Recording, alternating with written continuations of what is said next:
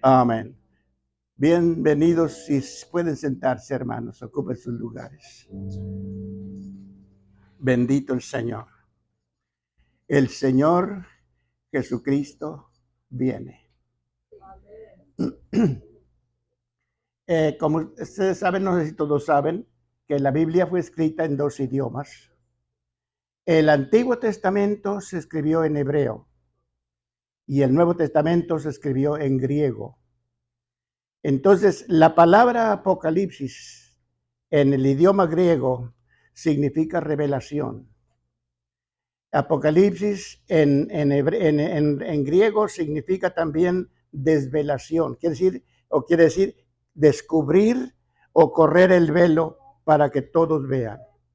O sea que el Apocalipsis, el plan del Apocalipsis es que nadie ignore, que absolutamente ninguno ignore. La idea es, hermano, lo que acabo de decir, que nadie ignore, que todos tengan conocimiento. En Apocalipsis, hermanos, Dios nos muestra lo que será, porque no es todavía, lo que será el desarrollo de los actos de intervención divina en el programa del plan de los siglos. Por esto, Apocalipsis comienza diciendo, en el verso 1 del capítulo 1, la revelación de Jesucristo que Dios le dio a Juan para por medio de él dar a conocer a sus siervos las cosas que deben suceder pronto, y lo declaró enviándola por medio de su ángel a su siervo Juan. En Apocalipsis, hermanos, el Espíritu Santo nos enseña que Dios es soberano. Nos enseña que Dios es todopoderoso. Y aunque las fuerzas del mal en todas sus variadas fuentes luchan y lucharán por estorbar e impedir el cumplimiento de los propósitos divinos. En respuesta a esa oposición, en respuesta a ese estorbo, Dios intervendrá en forma catastrófica, haciendo prevalecer su santa voluntad, que siempre es buena y perfecta. Apocalipsis cierra también las Sagradas Escrituras. Cierra también las Sagradas Escrituras mostrando el triunfo final del Señor Jesucristo, nuestro glorioso Redentor, hollando y demoliendo con sus pies la cabeza y el reino de Satanás, y estableciendo su glorioso reino mesiánico en la tierra. Y al final,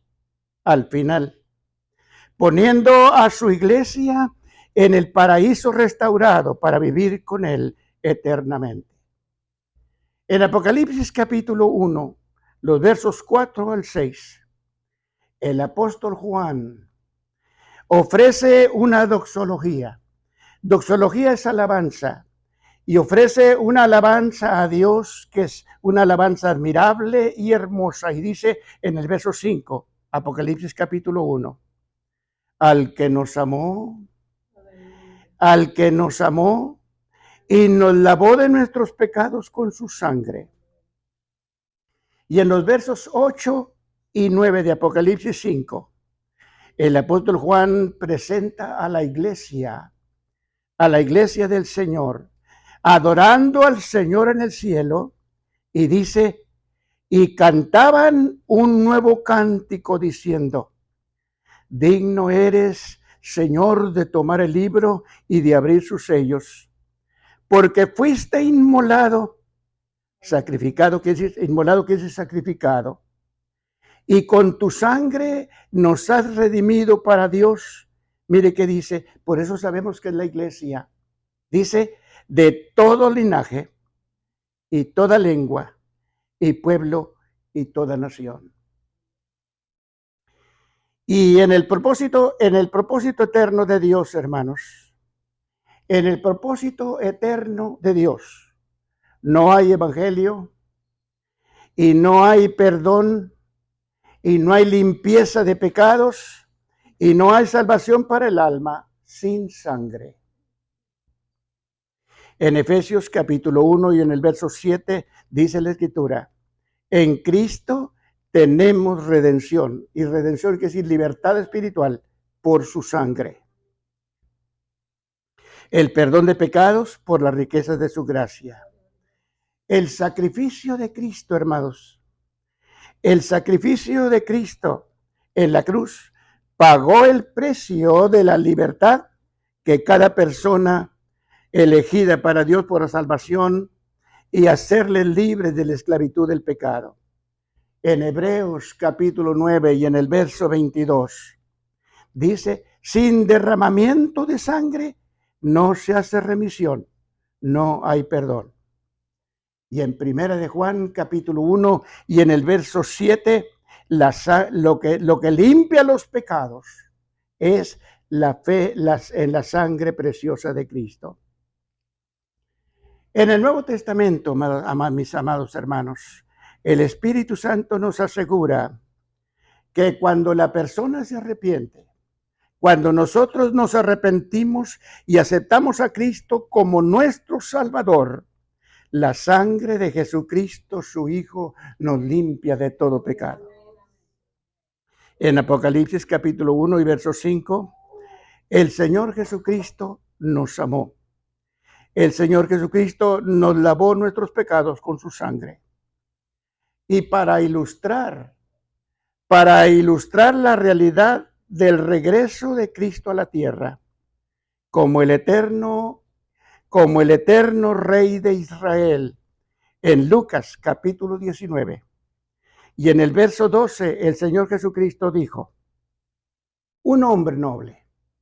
Y la palabra noble quiere decir una persona muy importante. Noble quiere decir una persona distinguida. Un hombre noble, y creo y en esto no hay otro más noble y más grande y más importante que el Señor Jesús. Entonces está hablando de él mismo. Está hablando de él mismo y dice, un hombre noble se fue a un país lejano para recibir un reino y volver. Y llamando a 10 de sus siervos, les entregó 10 minas y les dijo, negocien con ellas entre tanto que yo vengo. Esta historia, hermanos, esta historia señala la gran comisión que el Señor Jesucristo encomendó a la iglesia durante su ausencia. Esto es el gran tesoro. El Señor encargó a su iglesia el gran tesoro del Evangelio, de la gracia salvadora de Dios por medio de Cristo. El tesoro es el gran poder de la palabra, el gran poder de la palabra. Y el Salmos 19 y verso 7 dice que la palabra es tan poderosa que convierte el alma. La palabra convertir es un término también militar que quiere decir cambio. Convertir convierte el alma, cambia el alma y cambia el corazón. Es el poder del Evangelio. El poder del Evangelio cambia las almas, transforma las vidas, el poder salvador del Evangelio. Y este gran tesoro, ese es el gran tesoro que sus siervos deben anunciar durante su ausencia. En Marcos, capítulo 10, y en el verso 37, testifica que entre los discípulos del Señor, que eran 12, algunos soñaban que serían promovidos a puestos de grandeza y de honor, o serían promovidos a funciones de alto rango o de alta distinción. Pero ante ese sentir de los apóstoles, en Lucas capítulo 9 y verso 46, la Escritura da testimonio diciendo, el Señor les dice Porque dice Lucas 9:46, dice que hasta discutieron, no solamente tenían la idea de que serían, pero discutieron quién de ellos sería el mayor, quién de ellos sería el que tuviera mayor autoridad. Y en el verso 48, Lucas 9, el Señor Jesucristo les dice que en lugar de pensar en honores y grandezas, entonces Él, en lugar de pensar en sueños de gloria, Él les entrega un gran tesoro, el poder del Evangelio que ellos deben negociar hasta que Él venga. Y el Señor no ha venido todavía, pero va a venir, va a venir. En esta empresa, hermanos, del Evangelio, en esta empresa del Evangelio, las ganancias son almas convertidas a Cristo por el poder del Evangelio.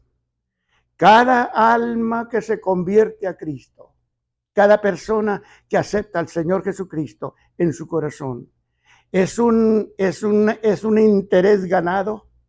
Cada alma que se salva es un interés ganado a favor de la causa de Cristo. Segundo, es un interés ganado a favor del siervo que ministra la palabra. Y en tercer lugar, es un interés ganado a favor del propio creyente que comparte su testimonio de poder transformador del Evangelio. Dice en Romanos capítulo 1 y en el verso 16, el Evangelio es poder de Dios. El Evangelio es poder de Dios para salvación a todo aquel que cree.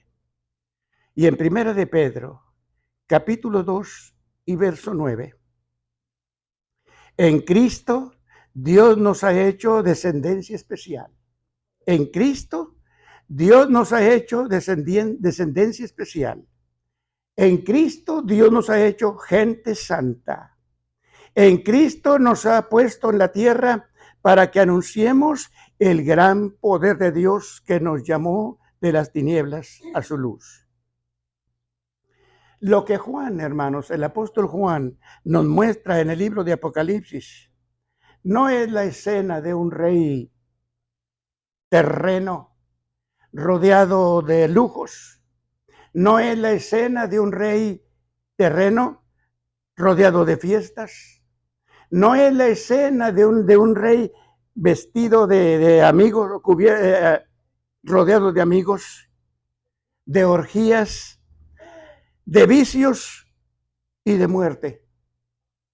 Como Asuero, el rey de Persia, en el Antiguo Testamento, dice en el libro de Esther, capítulo 7 y verso 9, en plena fiesta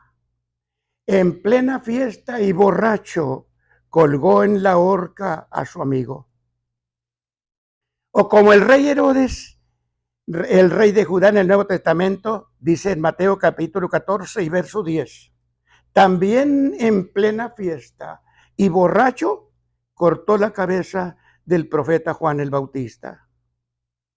En el libro de Apocalipsis, hermanos, muestra al Señor Jesucristo que viene otra vez a la tierra.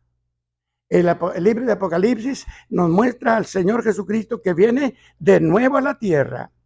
Viene en las nubes de la gloria de su Padre y viene en las nubes de la gloria. Dice en Mateo capítulo 16 y verso 27, porque el Hijo del Hombre vendrá en la gloria de su Padre con sus ángeles. Vendrá en la misma manera, la misma persona, como los apóstoles le vieron subir al cielo. Quiere decir la misma persona con quien ellos anduvieron y con quien ellos caminaron.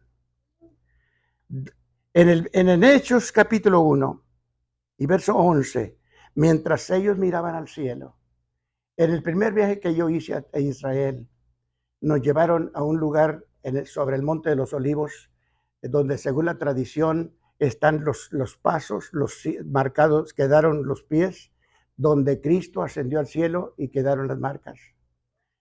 Y Es posible, yo no estoy seguro, la Biblia no dice eso, pero va a regresar al mismo lugar. El Señor va a venir al mismo lugar.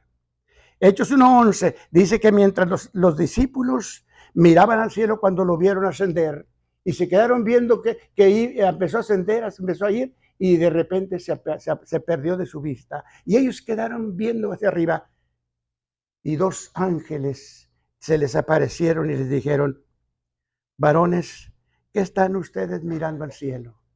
Y les dijo: este mismo Jesús que fue tomado de ustedes al cielo, así vendrá como le vieron ir al cielo. Mis amados hermanos, en este momento en que estamos en la historia, estamos viviendo en la medianoche. Estamos viviendo en la medianoche que dijo el Señor en Mateo capítulo 25 y verso 6. Cuando dijo: y a medianoche se oyó un clamor, he aquí el esposo viene, salgan a recibirle. Necesitamos, hermanos, en este momento, en el tiempo que estamos, necesitamos orar fervientemente por la salvación de nuestra familia. Oremos al Señor, que Dios les llame, que Dios les hable y se entreguen al Señor, porque va a ser muy triste para los que rechazan a Cristo y su salvación. En 2 de Tesalonicenses, el capítulo 1 y en el verso 9, dice que los que no acepten a Jesús sufrirán pena de eterna perdición, siendo excluidos de la presencia del Señor y de la gloria de su poder. Mis amados hermanos y mis hermanos amigos que me escuchan a través de las redes sociales, a la altura que estamos en la historia, a la altura en que estamos en este momento viviendo en la historia, no es posible, hermanos, vivir tranquilos. No es posible vivir confiados. No es posible vivir despreocupados, sabiendo que miembros de nuestra familia no son salvos. Y sin Cristo no hay salvación. Algunos piensan que hablamos a veces del infierno para asustar a la gente. No, Señor. Eso lo dice la Escritura, es la verdad. Les conté hace 15 días, creo hace 15 días. Yo no conozco al hombre, pero conozco su testimonio desde el año 1984. Un abogado mexicano, festejando su graduación de la universidad, se recibió de abogado. Invitó a sus compañeros y fueron a festejar su graduación a otro pueblo, a un baile. Cuando iban de regreso en una curva, se fueron derecho. No hicieron la vuelta.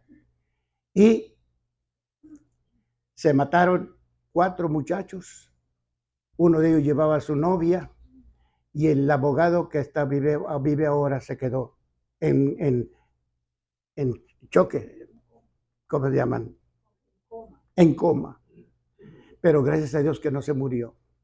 Pero cuando volvió de su coma, él les contó a todo mundo. Él no dijo que había ido al infierno, pero dijo lo que vio. Dice que él vio, caminó, hizo un viaje por un pasillo que él no lo puede describir porque era completamente oscuro. Y dice que mientras caminó por el pasillo, como en un puente, solamente oyó gritos de angustia, maldiciones y gente que pide agua. Cuando llegó a la otra orilla, dice que vio cuando se abrió una puerta y vio cuando entraron sus 4 compañeros y la muchacha, los 5 muertos, y se cerró la puerta. Cuando él llegó, dice que un personaje que estaba ahí en la puerta, que él no lo puede describir porque era negro, completamente todo negro, oscuro. Nomás le dijo: regrésate, tú no. Y cuando se regresó otra vez por el mismo puente, por el mismo pasillo, otra vez gritos de angustia, maldiciones y gente pidiendo agua. Hermanos y amigos, el infierno es real. Ahora sí, cuando me platicaron a mí, yo le dije al hermano que me platicó la historia, le dije: pues si ese hombre no se arrepiente, cuando se muera va a ir allí. Él no decía, ahora sí sabe, ahora sí dice que es el infierno, pero en ese tiempo él no sabía nada. Y hay mucha gente que piensa que no es verdad el infierno. Señores, es una realidad. Es una realidad. En la Escritura está escrito. En Primera de Tesalonicenses, en el capítulo 1 y en el verso 9 dice, los cuales sufrirán pena de eterna perdición, excluidos de la presencia del Señor y de la gloria de su poder. ¿Por qué razón? ¿Por qué? Si Dios es bueno, si Dios es amor. Mire, di lo que dice, la Escritura contesta y dice, según de Tesalonicenses, capítulo 2 y verso 10, por cuanto no recibieron el amor de la verdad para ser salvos. Hermano, la salvación no se hereda. La salvación es personal. Solamente el que la recibe se va a salvar. Padres que tienen hijos, oren por sus hijos. Insístales que vengan a la iglesia, que se entreguen a Cristo, porque sin salvación no hay gloria. Y el infierno es una realidad. Dice en Judas 24. Judas es un capítulo y nomás menciona los versos. El verso 24 de Judas. Dice, a otros sálvenlos, arrebatándolos del fuego. El mensaje de Cristo, hermanos, en su revelación a Juan, el mensaje del Señor Jesucristo en su revelación a Juan hace 2000 años. Hoy, en este momento, es el clamor de medianoche que dije hace rato. En Mateo capítulo 25 y verso 6. Dijo el Señor, a medianoche se oyó un clamor. He aquí, el esposo viene, salgan a recibirle. Este mensaje es para cada uno de ustedes. Este mensaje es para mí. Este mensaje es para toda persona que escucha y para todo creyente bajo el cielo. No debemos olvidarlo, hermanos. No debemos olvidarlo en ningún momento, porque será en un momento cuando nadie lo espera. Mire, en este momento no hay gente que está pensando en que Cristo viene. No puede estar seguro. Nadie está pensando, nadie lo espera. Cuando nadie lo imagina, va a sonar una trompeta. Y cuando suene la trompeta, solamente los creyentes que lo están esperando lo van a recibir. Y Cristo va a arrebatar su iglesia. En el verso 7, Apocalipsis 1.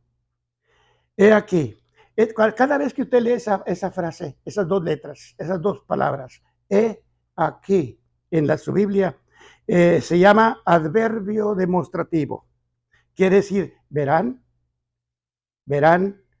o van a ver. Y dice, he aquí que todos le verán. Viene en las nubes y todo ojo le va a ver. Es decir, que los que están vivos, los que están muertos, no le van a ver.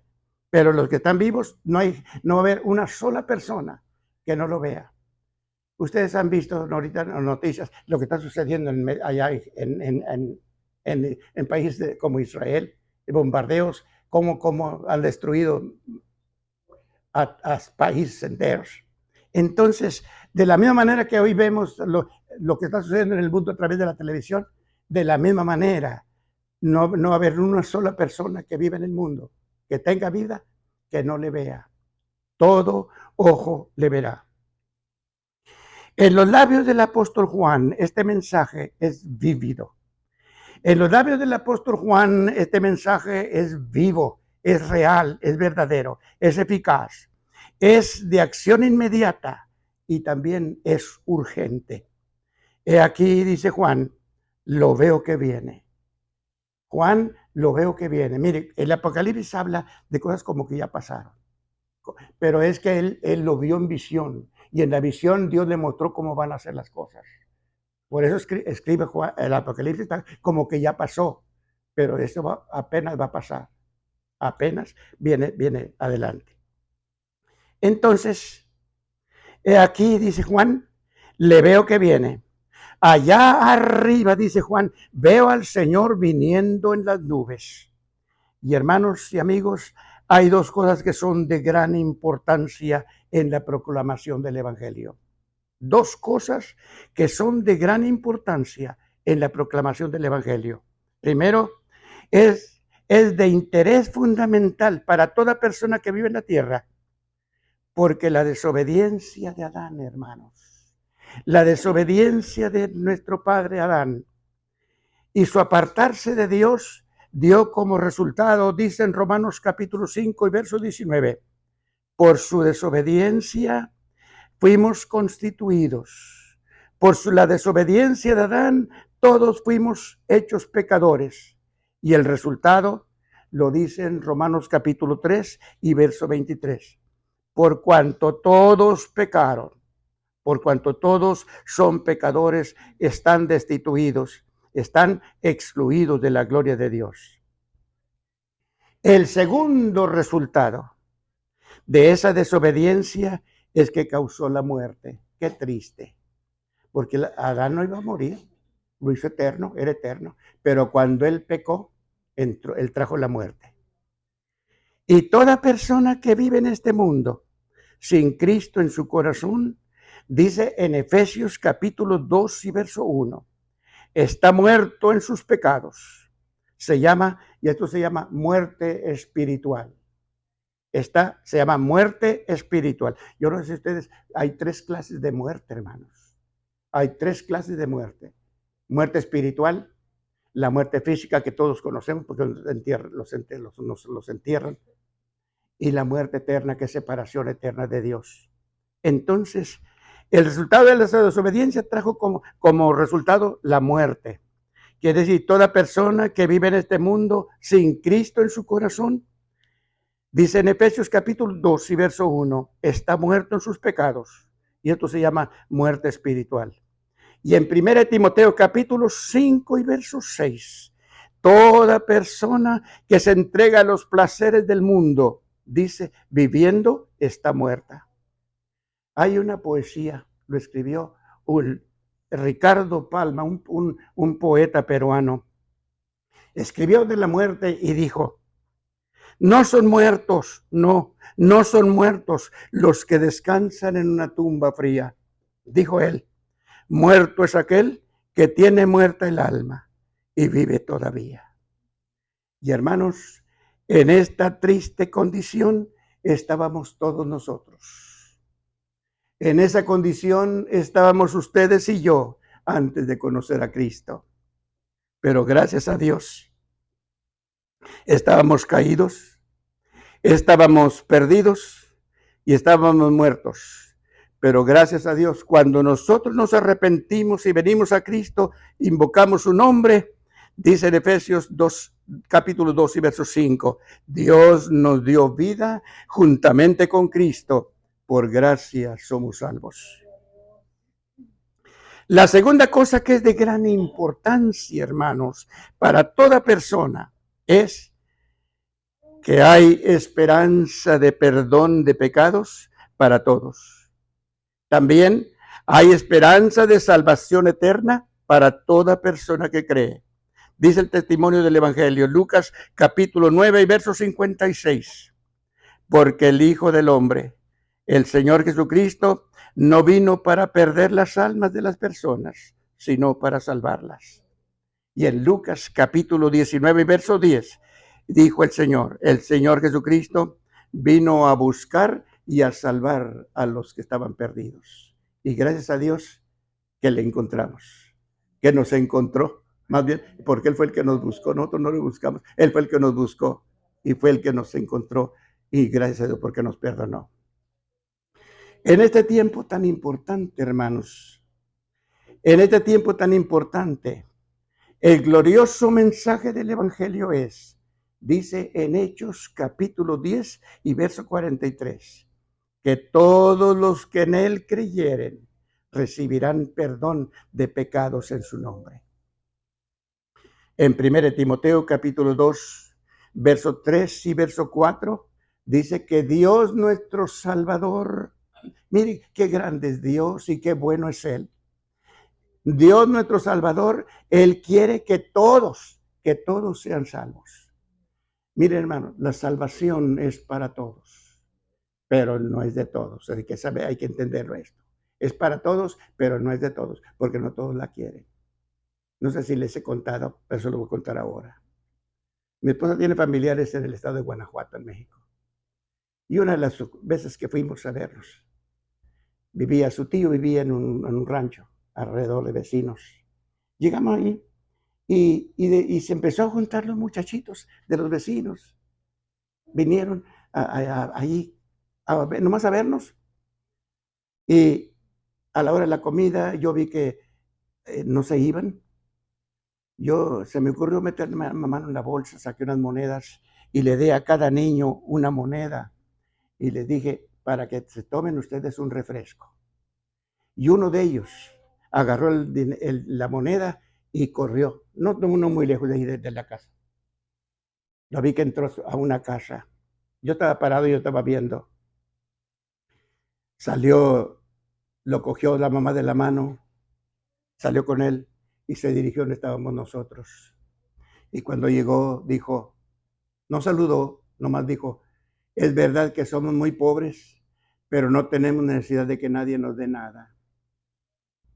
Y como yo fui el bondadoso, con mucha vergüenza me acerqué al niño y le puse la mano, le dije, hijito, yo quería que tú te tomaras un refresco como tus compañeros, pero tu mamá no quiere.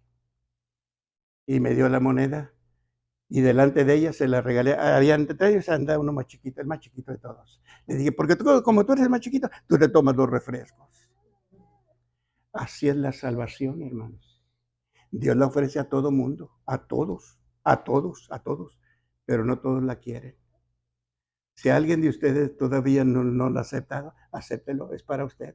Dios se la ofrece a usted, pero es de usted cuando usted la reciba, cuando usted la acepte.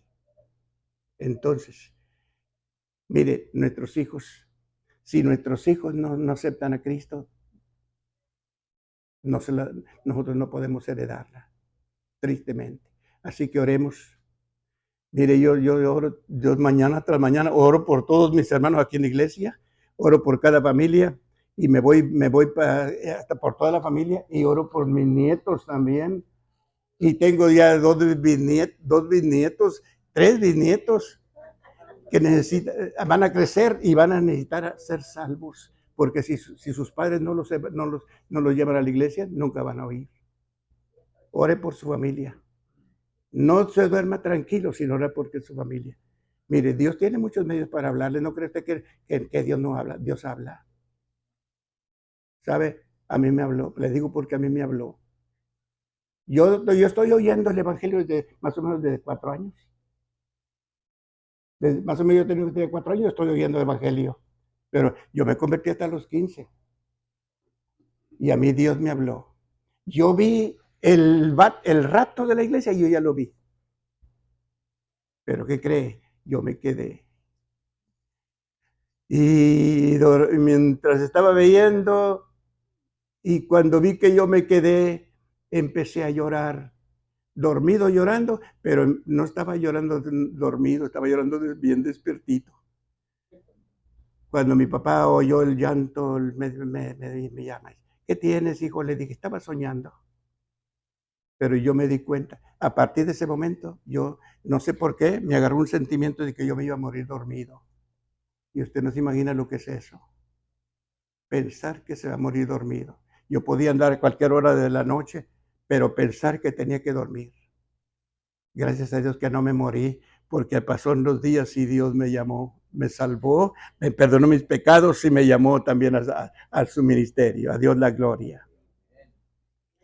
Entonces, hermanos, 2 cosas hay importantes en la vida, 2 cosas en la vida que requieren atención inmediata. La primera, la muerte. Y no estoy hablando de arreglos funerarios, no estoy hablando de eso. No estoy hablando de arreglos funerarios. Si se arregla está bueno. Pero la muerte, porque toda persona debe saber que para morir requiere hacer preparativos. Para morir requiere hacer preparativos, porque mis hermanos, la muerte es la puerta de 2 eternidades. Es la puerta de salida y de entrada. Salemos En el momento de morir, salimos de un mundo donde vivimos, pero nuestros ojos se abren en un mundo nuevo, diferente. Entonces, la muerte es la puerta de dos eternidades. O va para el cielo o va para el infierno. Pero es una realidad.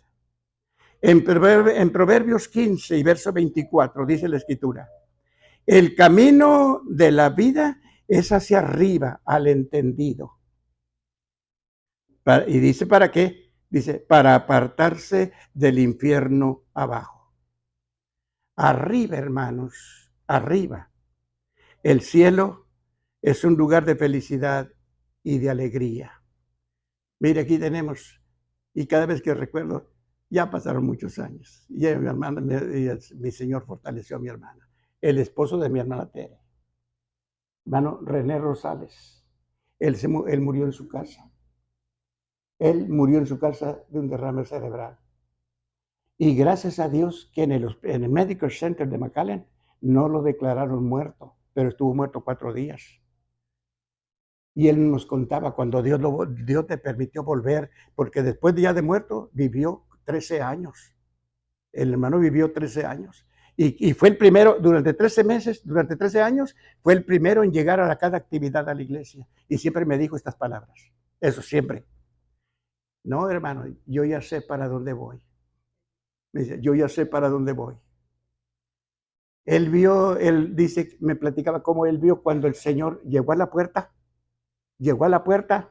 y vio cuando el Señor estiró la mano y le abrió la puerta y él entró. Y me platicaba cómo caminó.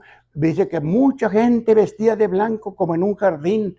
Y dice, él cuando entró, él apresuró su paso para juntarse con ellos. Y dice que atrás oyó la voz del Señor que le dijo, René, regrésate, tú todavía no. Y cuando él se regresó, otra vez vio cuando el Señor estiró la mano, le abrió la puerta y él salió. Nomás donde salió, él volvió a su cuerpo. Los doctores, las enfermeras, los familiares pensaron que estaba loco, pero no estaba tan loco. Él estaba con su Señor, él sabía lo que estaba pasando. Así que, hermanos, el cielo es real y el infierno también es real. Proverbios capítulo 15 y verso 24. El camino de la vida es hacia arriba el entendido para apartarse del infierno abajo. Arriba el cielo, lugar de felicidad y de alegría eternas. Abajo el tenebroso infierno de sufrimiento y remordimiento sin fin. Respecto a la gloria celestial, amados hermanos, respecto a la gloria celestial, a donde esperamos llegar un día ya pronto, todos los fieles creyentes, dice en Juan capítulo 14 y verso 2, dijo el Señor, en la casa de mi Padre hay muchas moradas. Quiere decir, la casa es muy grande y muy amplia. Y yo voy a preparar el lugar para ustedes. La casa del Padre, hermanos. La casa del Padre quiere decir que el dueño de la casa es Dios. El dueño de la casa es Dios. Y como soberano Señor y dueño de la casa, Dios ha decidido quién es bienvenido en su casa, que es la gloria, y quién no puede entrar. Lo dijo así, mire, Marcos capítulo 16 y verso 16. El que creyere será salvo. El que creyere será salvo. El que no creyere será condenado. En Juan capítulo 15 y verso 6 dijo el Señor, el que en mí no permanece. Tristemente hay mucha gente que se ha apartado de Dios. Un día, ya hace muchos años, fueron a una tienda y la persona que me atendió me dijo, ¿y usted en qué trabaja? Le dije, soy el pastor de aquí de la iglesia del Divino Redentor. Me dijo, yo soy una oveja descarriada, un creyente que se había apartado de Dios. Y tristemente hay mucha gente así. El que en mí no permanece, dice, será echado fuera, y los cogen y los echan al fuego y arden. Pero a los fieles seguidores de Cristo, dice la Escritura, Colosenses, mire lo que dice Colosenses capítulo 1 y verso 27. Cristo en ustedes, la esperanza de gloria. Cristo en ustedes, los creyentes de gloria. Y en Colosenses capítulo 3 y verso 3. La vida de ustedes está escondida con Cristo en Dios. Quiere decir, hermanos, que el Señor Jesucristo viviendo en nuestra alma, quiere decir que el Señor Jesucristo viviendo en nuestra alma es el pasaporte de identificación ante Dios. Segundo, quiere decir que el Señor Jesucristo viviendo en nuestra alma es el boleto, el ticket de abordar en el momento del rapto.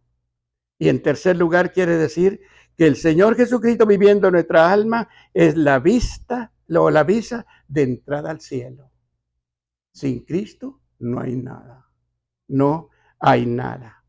En Juan, mire lo que dice la Escritura, Juan capítulo 10 y verso 9. Dijo el Señor, yo soy la puerta.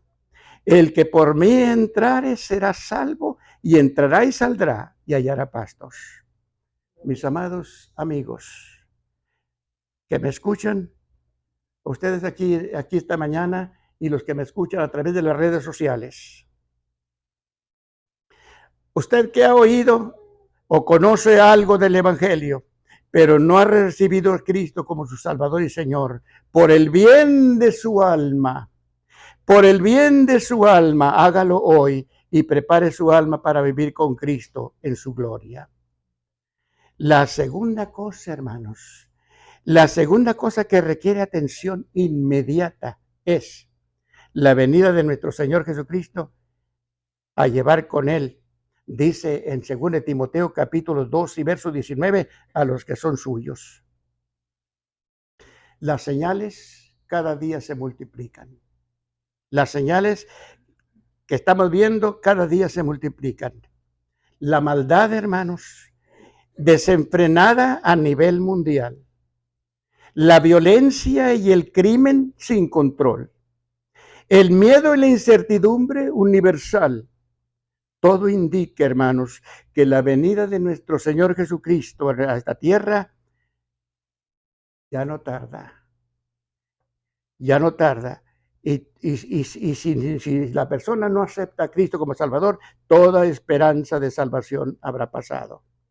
Mis hermanos y mis amigos, el Señor Jesucristo regresa de nuevo a la tierra. El Señor Jesucristo regresa de nuevo a la tierra. Y el lugar, Él regresa al mismo lugar donde nuestro gran Señor peleó la batalla. El mismo lugar viene de nuevo a celebrar la victoria. En el mismo lugar donde peleó la batalla, donde peleó la guerra, viene a celebrar la victoria. El Señor Jesucristo viene a celebrar la victoria. En Zacarías capítulo 14. En Zacarías capítulo 14 y en el verso 4, dice, y se afirmarán, mire cómo dice, y se afirmarán sus pies en aquel día sobre el monte de los olivos. Ya les dije hace rato que en uno de los viajes yo vi donde quedaron, donde tienen según la tradición, ahí fue donde el Señor, porque el Señor ascendió al cielo del monte de los olivos. Llevó a los discípulos al monte de los olivos, les dio las últimas recomendaciones y de ahí subió al cielo. Entonces, allí mismo va a descender el Señor. Zacarías 14:4. Y se afirmarán sus pies en aquel día sobre el monte de los olivos que está enfrente de Jerusalén al oriente. Y el monte de los olivos se partirá por en medio hacia el oriente y hacia el occidente. Es decir, al sol sale y al sol se mete. Más fácil. Haciendo un valle muy grande y la mitad del monte se apartará hacia el norte y a la mitad hacia el sur. Mire, si usted va allá, usted sube al monte de los olivos, usted ve toda la ciudad de Jerusalén, toda. De ahí de arriba, usted ve abajo toda la ciudad. Esa montaña va a suceder cuando Cristo venga, no en el rapto. 7 años después del rapto, de que el Señor arrebate su iglesia, el Señor va a venir. Y ese monte se va hacia abajo, se va a extender para el oriente, se va a extender para el occidente, se va a extender para el norte, se va a extender para el sur. Se va a hacer un valle. Y mientras el Señor sufrió clavado en la cruz, el Señor Jesucristo, hermanos, el Señor Jesucristo, al diablo, mientras estaba clavado en la cruz, sufriendo dolores que no hay quien pueda decirlos, dice, al diablo le aplastó la cabeza, al diablo le quebrantó su reino. Dice en Colosenses capítulo 2 y verso 15, venció a Satanás y el Señor Jesucristo lo exhibió a la vergüenza pública. Segundo, al pecado le quitó su poder dominante. Dice en Romanos capítulo 6 y verso 14, el pecado no tendrá más dominio sobre ustedes. A la muerte le quitó su poder, le quitó su poderío. Dice en Hechos capítulo 2 y verso 24, la muerte no pudo retenerlo. Y 2000 años después, hermanos, han pasado 2000 años. 2000 años después, en los últimos tiempos, el Señor Jesucristo regresa de nuevo a Jerusalén. El gran valle que menciona Zacarías 14 está en proceso de formación. No todavía, está en proceso de formación. Tendrá lugar en la segunda venida de Cristo a la tierra. El profeta Joel a ese mismo valle lo llama el valle de Josafat. Josafat significa el Señor juzga. Eso quiere decir. Josafat quiere decir el Señor juzga. Y todos los judíos, yo le pregunté a uno de nuestros guías, Zacarías, le pregunté, ¿cómo piensan ustedes esto? Dice, nosotros que estamos creyendo que aquí es un lugar de juicio. Así, los judíos saben que allí es un lugar de juicio. Allí Dios va a hacer un juicio. El profeta Joel lo llama al valle de Josafat. El Señor juzga y los judíos saben que allí es un lugar de juicio. Joel capítulo 3, mire lo que dice Joel capítulo 3 y verso 2. Dice Dios, reuniré a todas las naciones y las haré venir al valle de Josafat. Y allí entraré en juicio con ellas. A causa, mire el por qué va a juzgar Dios. A causa de mi pueblo y de Israel mi heredad, a quien ellas esparcieron entre las naciones y se repartieron mi tierra. Hasta hace 70 años para atrás no había un país llamado Israel. No había. Ahí estaba la tierra, pero no había. Hacía 2500 años, más o menos 2500 años, no hubo un país llamado Israel hasta 1948. 15 de mayo de 1948, 14 de mayo. Para acá es que existe en el mundo un país llamado Israel entre las naciones. Entonces, dice también en Joel capítulo 3 y verso 12, despiértense las naciones y acudan al valle de Josafat, y allí me sentaré y juzgaré a todas las naciones de alrededor. Las gentes, hermanos, las gentes y las naciones que han perseguido, que persiguen y odian a los judíos, no se dan cuenta de lo que les espera. No saben del día de la ira de Dios, porque durante siglos han perseguido, porque durante siglos han maltratado, durante siglos han masacrado y asesinado al pueblo escogido. Flavio Josefo, un historiador judío, dice, en las guerras de Roma contra los judíos, dice, los romanos escogían a los jóvenes más altos y más bien parecidos para exhibirlos como trofeos de su victoria.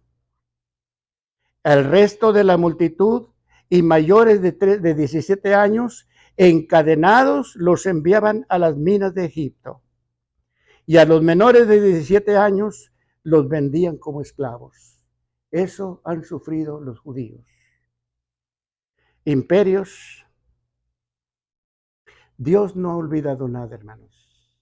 Dios no ha olvidado ninguna injusticia cometida contra el pueblo de Dios. Y en Hechos capítulo 17, verso 31 dice que ha establecido un día cuando va a cobrar venganza de todos sus enemigos. Imperios y naciones.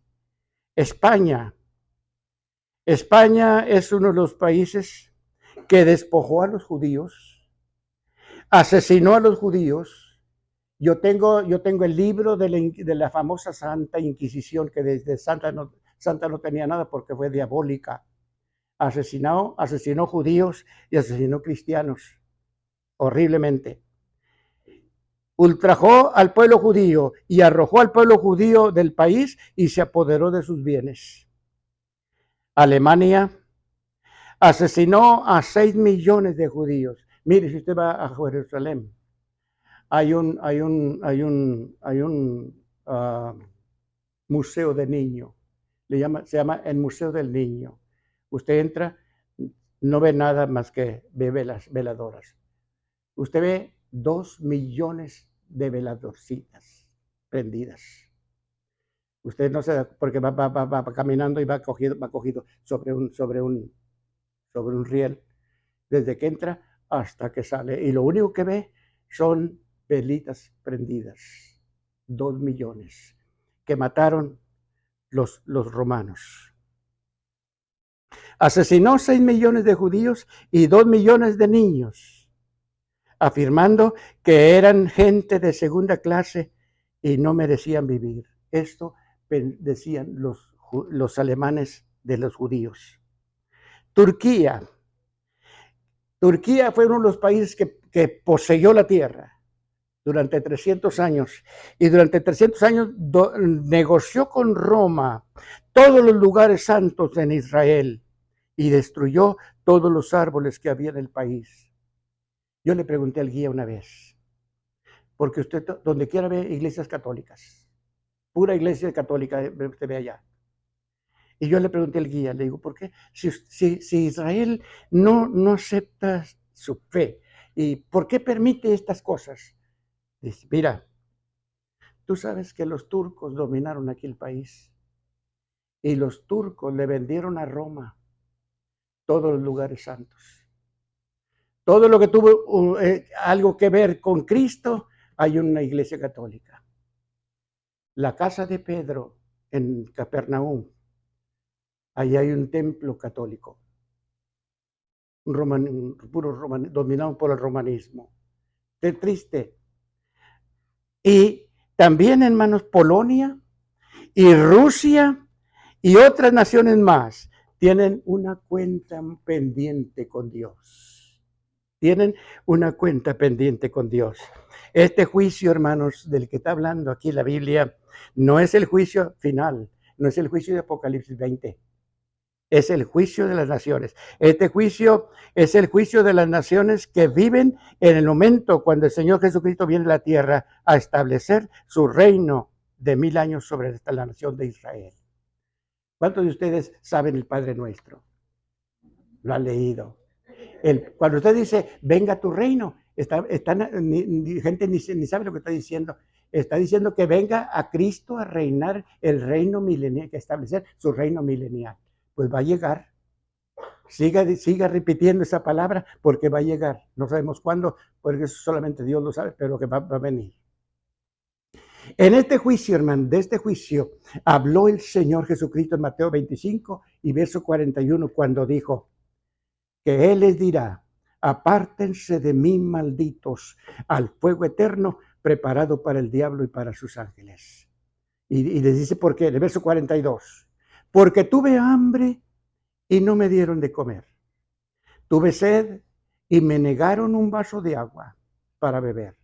Y otras muchas cosas. Y todavía falta lo peor. Todavía Esto va a suceder durante lo que ha sufrido y lo que le espera todavía al pueblo judío durante la gran tribulación. La gran tribulación va a ser horrible para el pueblo judío, hermanos. Debemos orar por Israel, que Dios los salve, que Dios los llame. Es triste, hermanos, que todavía, mire, después de 2000 años, todavía en Israel odian a Jesús, odian a Cristo. Yo les he platicado, no sé si lo he hecho. En uno de los viajes, el hermano que organizó el viaje nos dijo, si pueden llevar mantos, algo que anuncien hablando de Israel. Y un pastor de Panamá hizo una manta grande. Y en inglés decía, Jesús es el rey de Israel. Y los viajes que organizó ese señor, que ya está con el Señor, ya murió en 2014. Él siempre organizó un desfile de todo el grupo por el centro de la ciudad de Jerusalén. Y mientras íbamos caminando todo el grupo y el hermano con su manto al mero enfrente de las tiendas ahí, porque íbamos por el centro de las tiendas, judíos viejos, no sé qué le dirían, pero enojadísimos, le decían que le dijeran que quitaran eso, porque todavía nacionalmente Israel no acepta a Cristo. No estamos hablando de judíos cristianos. Los judíos cristianos son judíos, pero no pertenecen ya a Israel, pertenecen a la iglesia. Esos se van con Cristo. Entonces es triste que todavía hay judíos que odian a Cristo. Entonces les espera todavía lo peor. Cuando los enjuiciados, hermanos, es decir, las gentes que odian a Israel, lo van a ver sufrir y viéndolo sufrir, se van a regocijar haciéndoles todavía la vida más pesada. Y a estos les va a decir el Señor, me negaron un vaso de agua y cuando tuve hambre no me dieron de comer. Me vieron en la cárcel, me vieron desnudo y no me dieron con qué cubrirme. Y cuando los enjuiciados, sorprendidos al oír las palabras del Señor en Mateo capítulo 25, versos 44 y 45, le van a preguntar, Señor, ¿cuándo te vimos así? ¿Cuándo te vimos en esas condiciones y no te servimos? Y Él les dirá, de verdad les digo, en cuanto no lo hicieron a uno de mis hermanos más pequeños, a mí lo hicieron. Dice Apocalipsis capítulo 1 y verso 7, he aquí, quiere decir, le verán que viene en las nubes, he aquí que viene con las nubes y todo ojo le verá. Los burladores. ¿Sabe usted que hay gente que se burla de nosotros porque creemos que Cristo va a venir? Hay gente que se burla. Aquí en el valle, aquí, cerca, muy cerquita. Incluso fue amigo mío. Y en la iglesia predicó como 2, 3 veces. Pero abrazó la falsa doctrina de que Cristo no va a venir. Y ahora hace años tenía programa en Radio Vida. Y por Radio Vida se rió a carcajadas. Yo le grabé esa vez el programa. A carcajadas se burló de los que estamos esperando el regreso de Cristo. Porque él dice que Cristo no va a venir.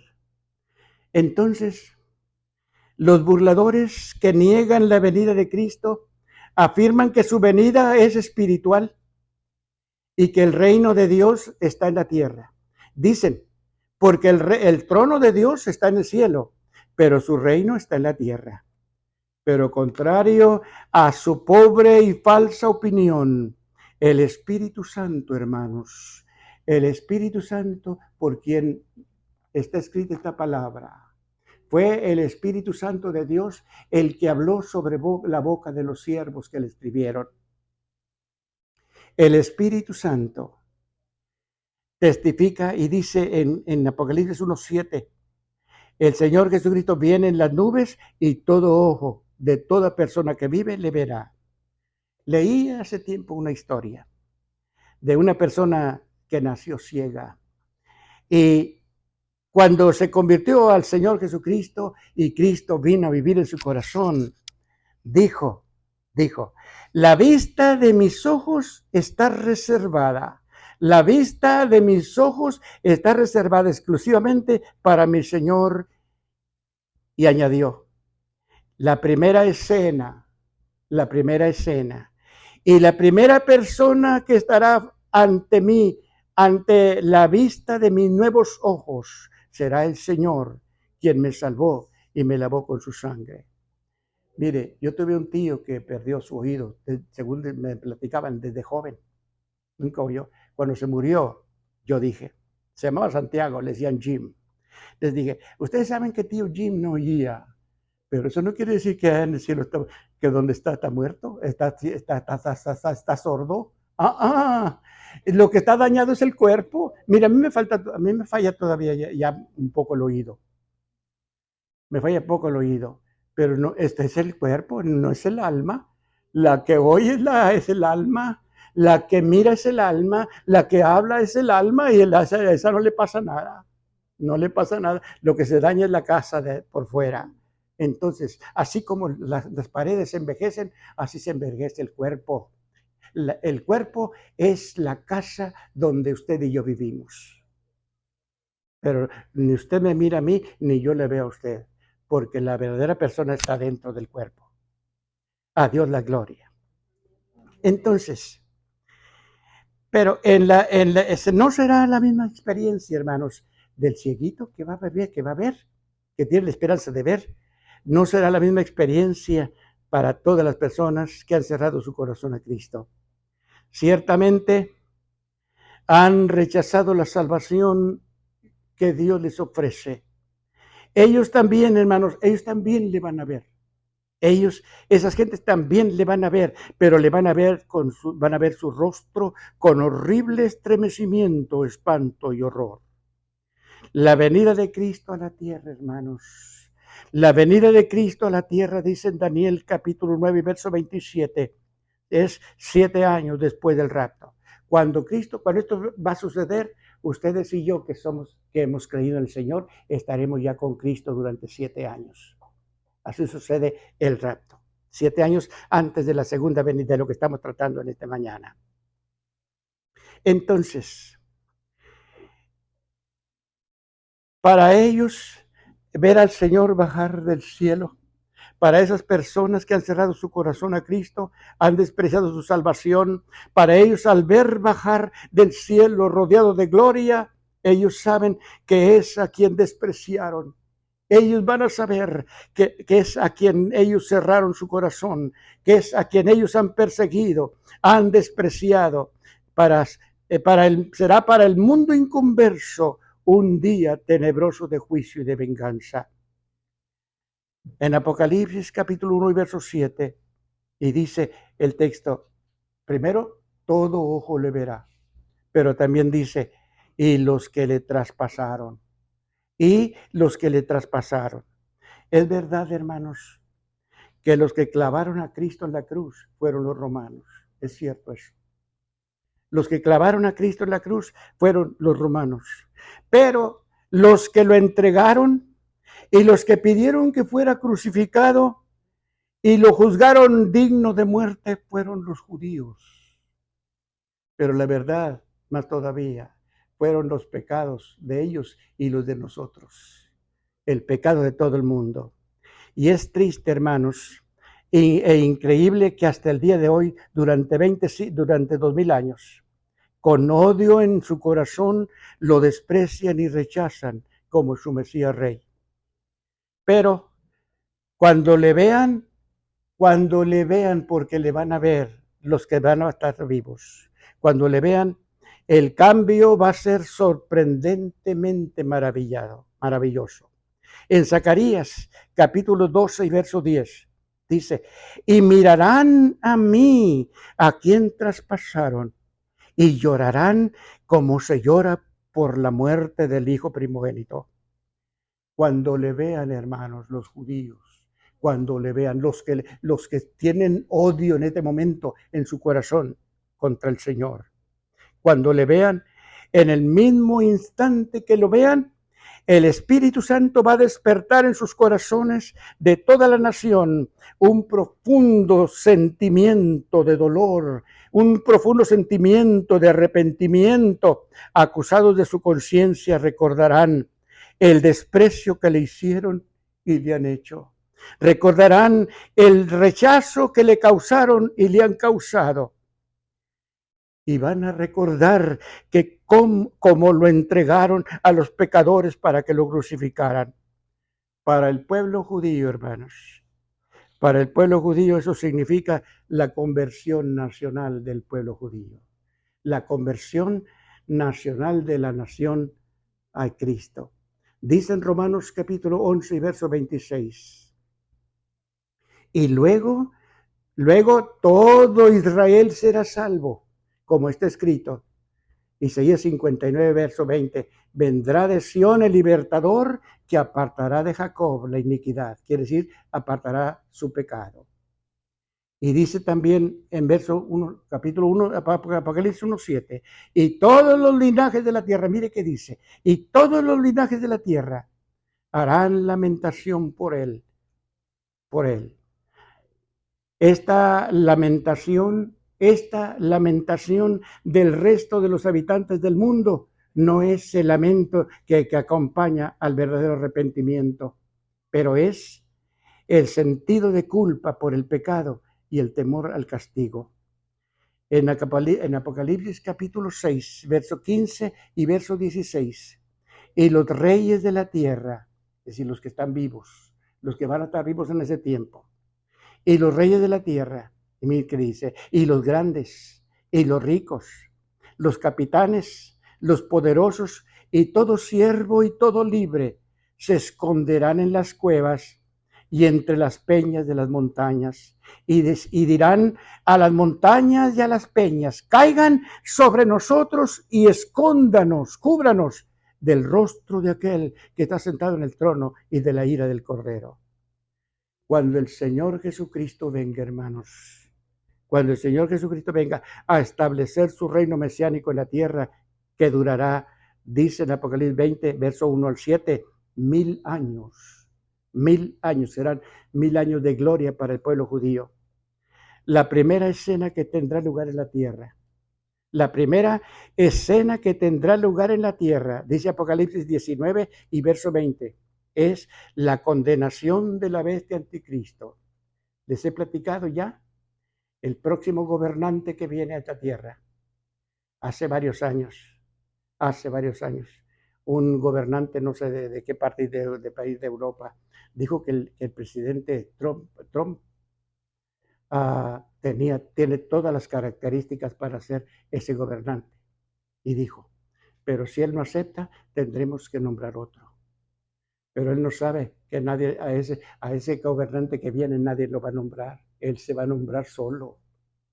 Él se va a nombrar solo, porque cuando Cristo venga a arrebatar su iglesia, va a hacer un desorden terrible en el mundo, hermanos. Gente importantísima en los gobiernos va a desaparecer porque son cristianos y se van con Cristo.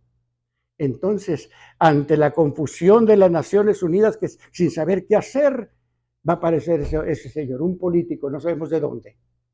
Yo pienso que es europeo, yo no sé, pero pienso que es europeo. Se va a presentar ofreciendo solución a los problemas y creo que lo va a lograr. Es un experto en religión, un experto en política, un experto en economía y un experto en todo. Así que ese lo va a lograr, va a ser terrible. Entonces, el Señor dice, en el Apocalipsis se llama la bestia anticristo por sus sentimientos. No va a tener sentimientos para nadie. Les recomiendo que lean Apocalipsis 13. Les recomiendo que lea Apocalipsis capítulo 13 y usted se va a dar cuenta lo que va a hacer. Va a marcar la gente. Va a marcar la gente. Yo no sé si ustedes han visto, ya algunos hasta traen en algunas t-shirts 666. Con ese número va a marcar la gente. Los que se marquen van a tener todo. Pero los que no se marquen no van a tener nada. ni trabajo, ni comida, ni ropa, ni luz, ni agua, ni nada. Así de esa manera va a dominar el mundo entero. A esa bestia anticristo, cuando el Señor Jesucristo se aparezca a establecer su reino, la primera escena que va a suceder es la condenación de ese gobernante y de ese cómplice, porque va a tener un compañero, se llama el falso profeta. Dice en Apocalipsis capítulo 19, verso 20, y la bestia, que va a ser el próximo gobernante, fue apresada, y con ella el falso profeta, que habían hecho delante del anticristo, las señales con las cuales había engañado a las gentes que recibieron la marca de la bestia y habían adorado la imagen. Estos dos, el anticristo y el falso profeta, fueron lanzados vivos dentro de un lago de fuego que arde con azufre. Y la segunda escena que tendrá lugar será que donde están escondidos todos los grandes, los que leímos al principio, los que leímos hace rato, los grandes, los ricos, los capitanes, los poderosos y todo siervo y todo libre que estaban escondidos en las cuevas, te recibirán, a donde están escondidos, recibirán la orden de asistir, de comparecer ante el juez en el juicio de las naciones. Recibirán orden del justo juez, del soberano Señor de los cielos, para estar presentes en el valle de Josafat para el ajuste de cuentas, y recibirán la sentencia de juicio que les corresponde. Y la tercera escena que será final, el Señor Jesucristo es el establecimiento del reino mesiánico en la tierra. El grandioso estado de gloria, hermanos, será el grandioso estado de gloria de la nación de Israel bajo el reinado de su Mesías. Y mis amados hermanos, termino diciendo que el Señor Jesucristo viene y necesitamos estar preparados. Necesitamos estar preparados. Es triste que la iglesia duerme y no está llamando al pueblo a prepararse. Casi nadie está hablando de estas cosas. Ahorita casi nadie, ningún predicador, casi no oye gente hablando que Cristo viene. Eso sí, que no lo están esperando, pero Dios va a levantar pronto a su iglesia y se llevará, y Cristo aparecerá para establecer su reino en la tierra. Se ponen de pie. Si alguien no ha entregado su vida a Cristo, hágalo ahora, por bien suyo, por bien de la familia. Y oremos por sus hijos, oremos por la familia, oremos por nuestra familia, que se entreguen a Jesús y sean salvos para su gloria. Señor, muchas gracias en esta hora. En el nombre de nuestro Señor Jesucristo. Gracias, eterno Señor, he entregado esta palabra. Te ruego que bendigas a cada persona que ha oído. Te ruego que bendigas, Señor, cada alma que ha recibido esta palabra. Si alguno clama, Señor, por perdón, recíbele, te ruego. Si alguno clama por perdón, por misericordia, Señor, sálvale. Recíbele como está escrito. El que a mí viene, no le echo fuera. Declaro bendecido a mis hermanos. Declaro bendecidos a mis hermanos. Declaro bendecido a tus santos. Declaro bendecida la iglesia. Y Señor, te ruego que la iglesia Maranata, te ruego que la iglesia Maranata, Señor, sea una iglesia preparada. Una iglesia que te ama, una iglesia que te sirve y una iglesia que te espera. Yo los declaro bendecidos en el nombre del Señor Jesús. Gracias. Amén.